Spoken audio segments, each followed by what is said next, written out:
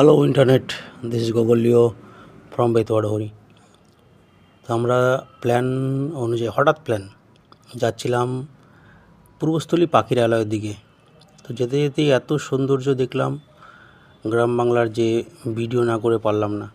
দেখো বাদিকটা, আমরা যেদিকে যাচ্ছি তার বাদিকটা শুধু মাঠ আর মাঠ। এই জমিটায় বাঁধাকপি লাগানো ছিল, বাঁধাকপি তুলে বিক্রি হয়ে গেছে। এইটা ধানের জমি, ধান চাষ হয়েছিল যখন বর্ষার সময় তখন।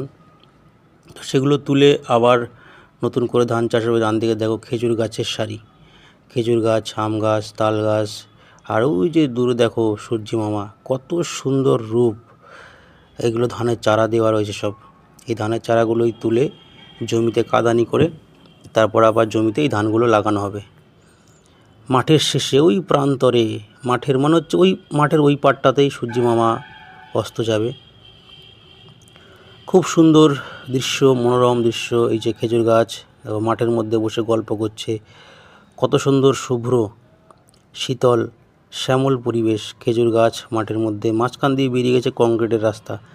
আগেও বলেছি, এখন কিন্তু গ্রামে আর মাটির রাস্তা খুব বেশি খুঁজে পাবে না, মাটির রাস্তার ফ্লেভারটা পাওয়া যায় না।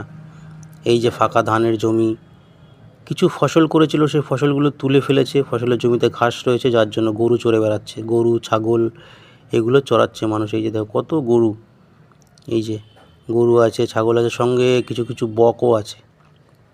বকগুলো গরু যখন চড়ে তখন মাটির থেকে পোকা ওঠে, গরুর পায়ের ভাইব্রেশনে মাটির থেকে পোকা ওঠে, সেই পোকাগুলোই বকগুলো খায়। কংক্রিটের রাস্তা দেখো কত সুন্দর রাস্তা, কোনো নোংরা নেই, নালা নর্দমা নেই। কত সুন্দর গ্রাম, কত সৌন্দর্য রূপসী বাংলার। এমনি এমনি তো আর রূপসী বাংলা নয়। এই যে খেজুর গাছ শেষ হয়ে এখানে একটা বাগান লাগিয়েছে, আমের বাগান। কিছু মানুষ বাদিক দিয়ে হেঁটে যাচ্ছে আর আমরা তাদেরকে ফেলে চলে যাচ্ছি সোজা। সোজা যেতে যেতে আরও অনেক কিছু দেখলাম। মানুষ সাইকেল চালিয়ে যাতায়াত করছে, দেখো এই যে সামনে একজন চাষি ভাই সাইকেল নিয়ে যাচ্ছে। আর চারিদিকে শুধু সবুজ, গাছ আর গাছ। কোনো কংক্রিটের জঙ্গল এখানে পাবে না তুমি গ্রাম বাংলায়, শুধু গাছ, গাছপালা, সবুজে ভরা পরিবেশ। তার মধ্যে দিয়েই আমরা নন্দীকে নিয়ে দেখতে দেখতে গ্রামের দৃশ্য উপভোগ করতে করতে যাচ্ছি পূর্বস্থলী পাখিরালয়ের দিকে। আর একটু সময় লাগবে যেতে। এই দেখো একটা টার্ন নিয়ে নিলাম ডান দিকে, নিচু ডোবা জায়গা, কিছু কচুরিপানা হয়েছে। তো সেই ডোবাকে ফেলেই আমরা যাচ্ছি সামনের দিকে। এইভাবেই সঙ্গে থাকো আর সাপোর্ট করতে থাকো। আর বাঁকা রাস্তায় কখনোই দিশেহারা নয়।